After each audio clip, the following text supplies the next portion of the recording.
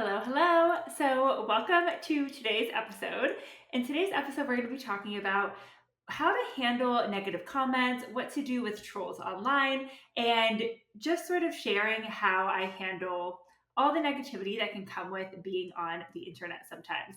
I get this question a lot from therapists, and I know that it is everybody's worst nightmare to have people coming for you in your comment section and to be critiquing you and to kind of put you on blast.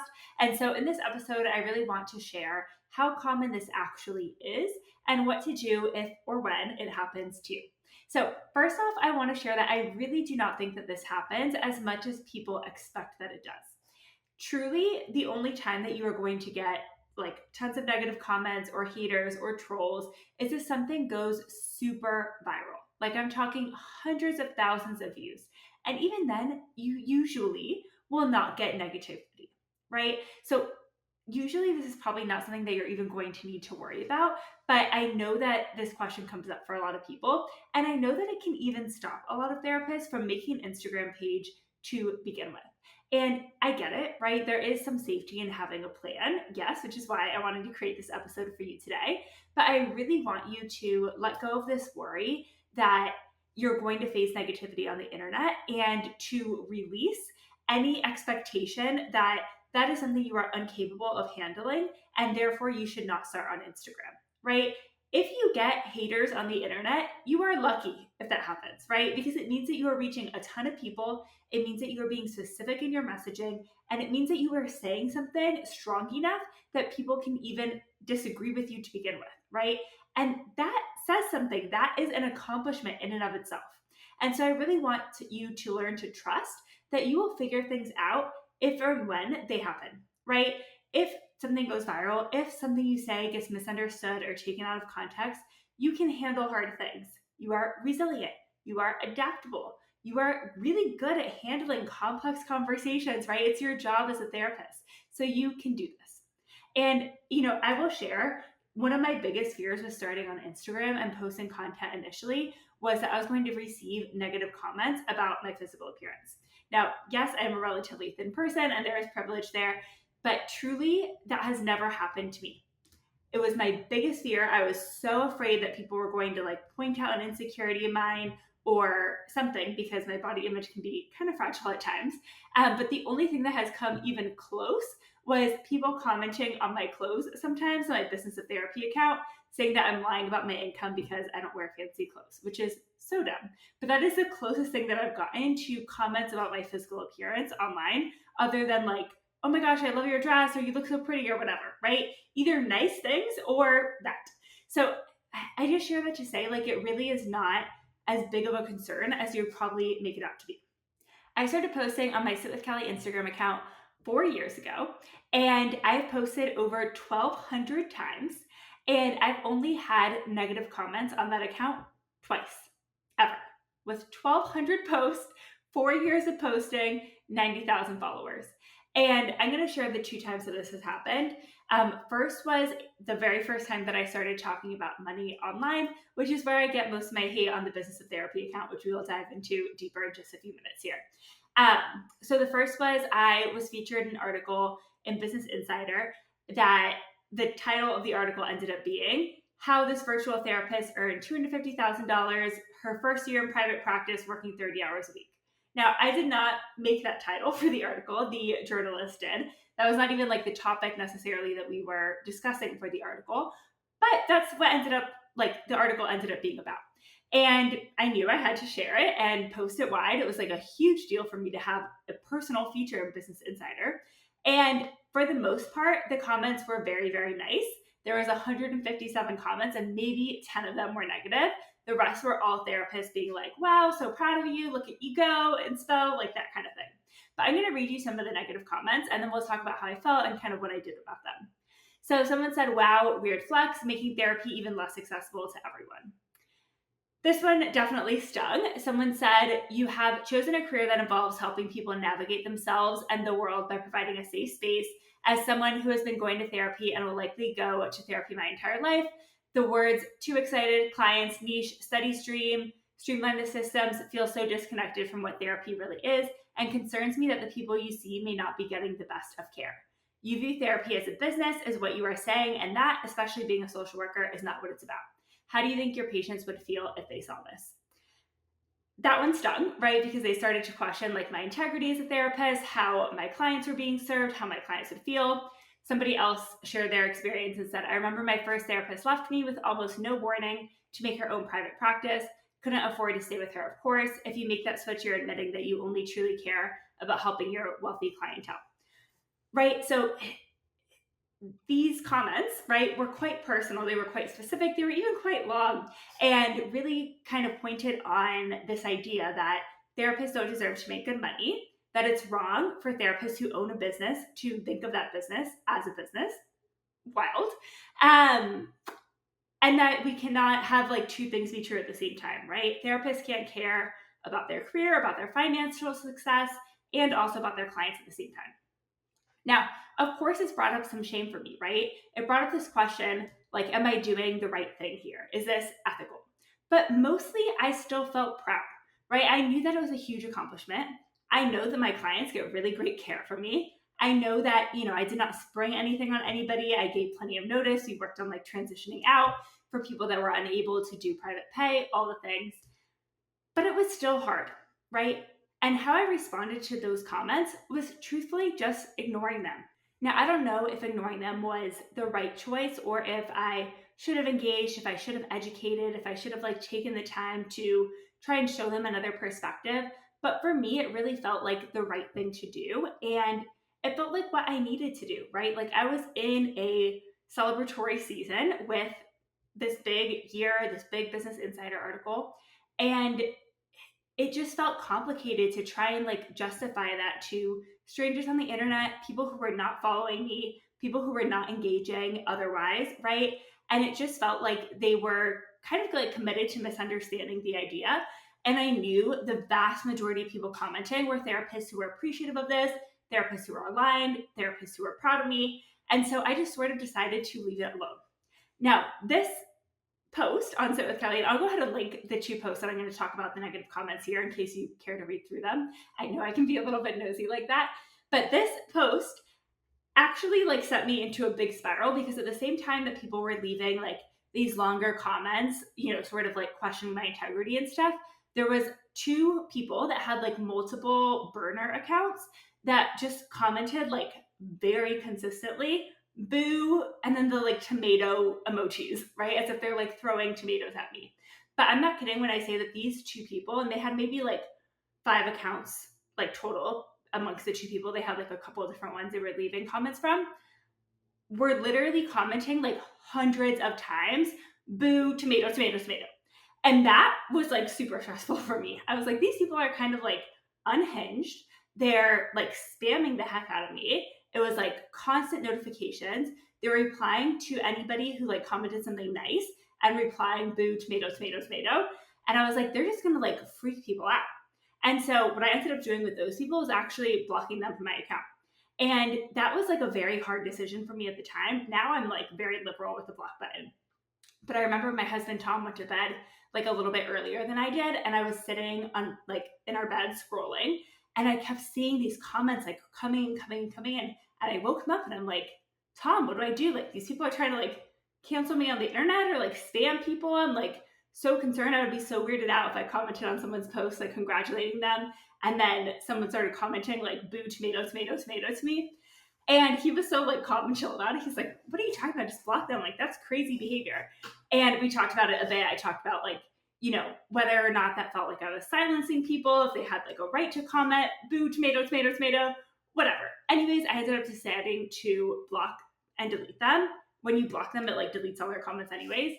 But that was like so powerful for me. That was like a moment of really taking my power back and deciding that I get to like control who comes into my house on social media. I get to control what interactions I participate in. Now, I didn't go ahead and delete like the other comments I read to you. It's okay to have discourse. We can have like dissenting opinions, but just like the idea that you can spam me consistently was off the table, right? And so that felt really, really good to uphold that boundary for myself. Now, the second and last time that I've gotten negative comments on my Sit with Kelly Instagram account is a carousel graphic that I posted in December 2022. And the hook on the front page of the carousel was why highly sensitive people are anxious AF. And this post got like over 300 comments. Again, majority positive, but there was a large number of people who were commenting negatively, saying basically that like being a highly sensitive person is not a real diagnosis, which is true, and that it is an ableist term for autism, right? And so I'll read you some of those comments. HSP is just an ableist term for autism. I've had HSP on my medical file since I was 2 years old. If I wasn't female, I would have been diagnosed as autistic as a child instead of labeled this way. Don't feed into this BS. It's so wrong. I'm reading all the comments telling me I have autism. What? HSP is not a real diagnosis. Please stop spreading misinformation like this. All of these are qualities of neurodivergent people. So it was a very consistent theme with these comments. And, again, I had to like stop and think about whether or not I agreed with this. And at first I felt very scared. Like I had done something wrong. I felt embarrassed. I felt like ashamed, especially because it was a lot of non-therapists sharing like their own personal experiences of being misdiagnosed, misunderstood, like how harmful that was for them. And at the same time, there was also a lot of comments of people saying like, I feel so seen, like, oh my God, this is so me, that kind of thing. And so I had to decide what to do. So I decided to first off consult with some colleagues. I texted like a group chat of other therapists that I'm friendly with and asked them like what would they do in this situation? Did they agree? What did they think about like the intersection between being a highly sensitive person and being autistic? Did I miss the mark here? And ultimately I decided to keep the post up. But I did go ahead and like clarify some in stories. So in stories, I talked about how, being a highly sensitive person is not a diagnosis. It can be autism, but it also cannot be, right? Like there's lots of people who are highly sensitive who don't have autism, maybe who don't have any diagnosis or have experienced trauma or anxiety, right? And I shared some resources for learning more about autism. I own that that's not my area of expertise, and gave resources for where people could go ahead and like get an evaluation if they desired. And that felt good to me, right? Because I felt like, I wanted to address the struggle that was coming up for a lot of people. This question mark of is it autism or is it like being highly sensitive? And it was also really valuable for me because I learned that I was capable of handling hard things and that sometimes like I don't even want to say I like messed up. Like I don't hate that post. I've actually gone ahead and repurposed it like several times because I do get a lot of followers whenever I share that post. And I've not gotten like that same feedback from people since the initial time that I posted it. But I think what it showed me is that like you can be well intentioned, but sometimes there is like additional nuance that is not possible to share in every post. And that's okay, right? If we miss the mark sometimes, if there needs to be like more clarity, if we need to go deeper, you can do a follow-up post, you can do stories, you can reply to comments, you can fill in the gaps later. And that was really helpful for me in terms of like building confidence because I think that was a huge fear up until that point that I was going to say something like clinically wrong on the internet and that was going to be like impossible to come back from. When I first started posting Instagram content, I would read like blog post after blog post after blog post after blog post to try and make sure that I was saying everything like exactly perfectly, that nobody was going to say that I did something wrong or said something wrong or said something inaccurate, that I wasn't going to feel like a stupid or not a good enough therapist.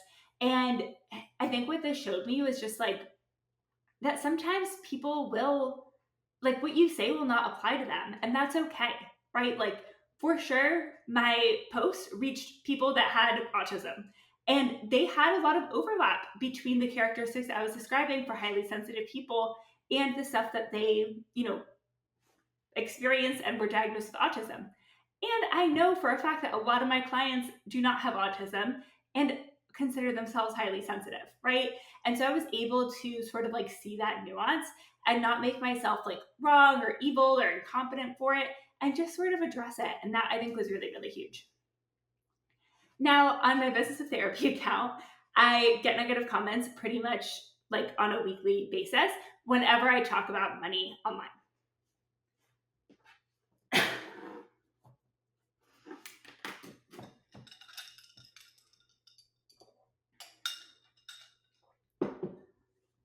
It happens in varying degrees of how many comments I get and the intensity of those comments. I'm not going to go ahead and read any because truly, if you go and look at like any post of mine where I talk about income and you scroll enough, you will find them. So you can do your own investigative research there. Usually, I will say they happen most often on my income reports because those are the posts that go most viral. They're very popular. And usually it's just a few, right? People say, like, you're such a clown, like, liar, things that didn't happen for 500, like, just random stuff, basically saying that, like, it's impossible that you could earn this much money online. And that truly, like, does not bother me at all because I know with 100% fact that that is how much money I earn. And so, like, people like calling me a liar or saying that it didn't happen, like, does it impact me? I don't know. I also feel like those comments literally never come from anybody in my community. I think that you all, as therapists, probably know dozens of people who've taken my programs. You know that, like, I'm legit. You know that I'm helping people. You see, like, testimonials I share. You see, it just doesn't feel like it's like a true concern or something I need to like justify and like prove to people. I'm like, I share more transparently than anyone on the internet that I've seen about my income, my expenses, my revenue. And if people want to think that it's fake, they can freaking think that. Now, the post where I do get more negative feedback is whenever I talk about therapists not having to be accessible and having the right to choose to make a ton of money. Now, there I get a lot of negative comments, both from therapists in the field and from therapy seekers who are outside of the field. And my husband Tom always says that I'm playing with fire when I post these, but it is so important to me because every single time I get dozens of therapists who are like, this is so wrong. You know, therapists aren't allowed to make money. Like, this is against our code of ethics. And it's just like mind boggling to me. I'm like, therapists, women mostly, we are allowed to make good money in our careers. Just because you chose to go into a helping profession does not mean that you are a martyr or a sacrificial lamb. If you want to work in a for-profit private practice, you are allowed to seek out profit, right? You don't have to work with the same mindset that you did in a nonprofit or community mental health, right? You are allowed to be a business owner. You are allowed to step into that space. And I hear from dozens and dozens of therapists every single week thanking me for that message, thanking me for helping them to like shift their mindset in that, how much it's changed things for them, their family, etc. And so, you know, it kind of is what it is. That is a hill that I'm happy to die on, stand by, and make sure to post content like that at least once a month because the good outweighs the bad in that so much.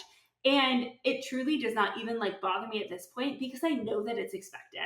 Like, I know for a fact that whenever I talk about therapists not needing to be accessible and having the right to chase big financial dreams, that people are going to get pissed off about it. And I'm like, okay, it is what it is. And so that really has helped me to just sort of like brace for impact a little bit there and not feel like that means I've like done something wrong or misspoken, but knowing it's going to upset people, I think almost like takes out some of the like fire or sting around the comments that are to come. So to wrap up, I want to kind of go through the different choices that you have when you get negative comments on Instagram.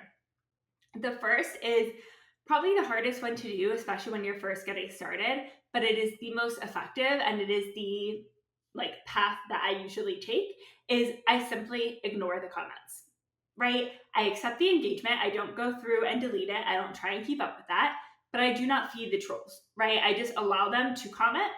They can interact with each other if they'd like. People can like that negative comment. Doesn't bother me. I'm not interacting. And that truly has helped me so much. One, it has saved me so much time because I'm not having to sift through hundreds of comments to try and find the negative ones and make sure that I address things. I'm just like, we're leaving these here. They are unanswered and that is fine. The second thing that you can do is delete them. So I don't recommend doing this with just like a comment that is contrary to you. But if somebody is abusive, if somebody is hateful, if somebody is spreading misinformation, if somebody is saying something that makes your space not feel safe for your community, please go ahead and delete the comment.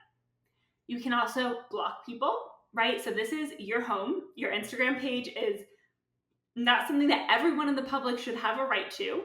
It is your platform, and if people are rude to you, if they are mean to you, you do not owe them the right to be there. You are allowed to say, you are not welcome here. You do not have to announce it to them. You can simply block them. You can also report people, especially if they're like truly bullying or harassing you. Just hold down the comment and a thing will pop up on Instagram to press report. You can report them for bullying or harassment. It will delete their comment. It will block them from your page. And that is a great tool to use as well. And then argue. So I personally never really take this one. I don't see the upside in it. It's not positive for my mental health, but I know that some people get a lot of satisfaction out of like clapping back and telling people off. If that feels good to you, you can do it.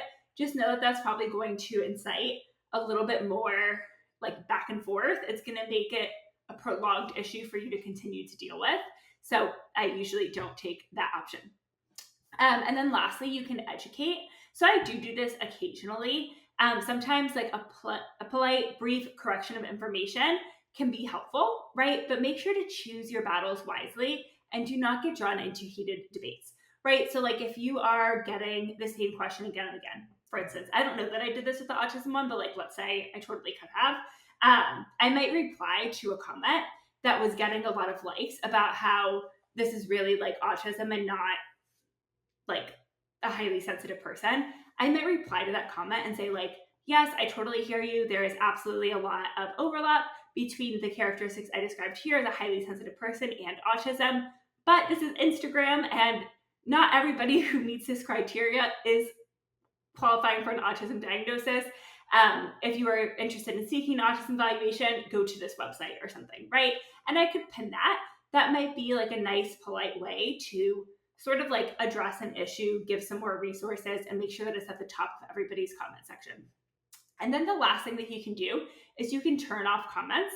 So I only did this once actually, but it was really needed and it felt so freeing. I had posted on Business of Therapy, one of the reels that I'm talking about where I'm like, therapists, you don't have to be accessible.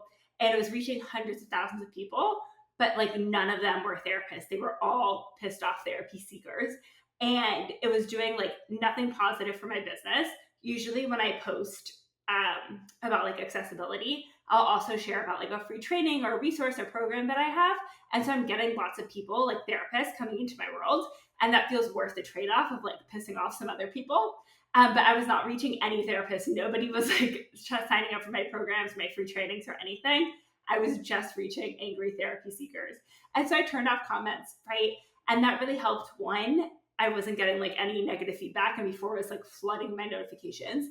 And then two, it sort of like made the virality of the post calm down, right? Oftentimes when people are commenting and engaging, that is signaling to the Instagram algorithm that this content is doing well, that people are interested in it. And so they continue to push it to more and more people like that.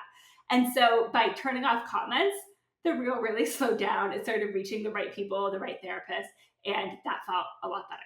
So those are your options. I really do want to remind you that this will not happen nearly as often as you think. In 4 years of posting on my anxiety therapist account, Sit with Kelly, I've gotten 2 negative periods of comments ever. And one of them was for talking about money, which I suspect that as a therapist, you're probably not going to do unless you're also interested in going to business coaching.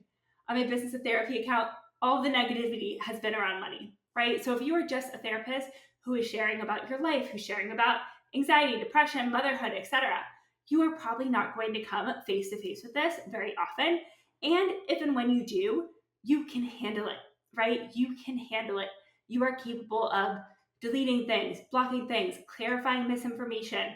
You can do this. Please do not let it stop you from getting started, because there's so much beauty, success, freedom waiting for you on the other side of Instagram. All right, I will talk to you soon.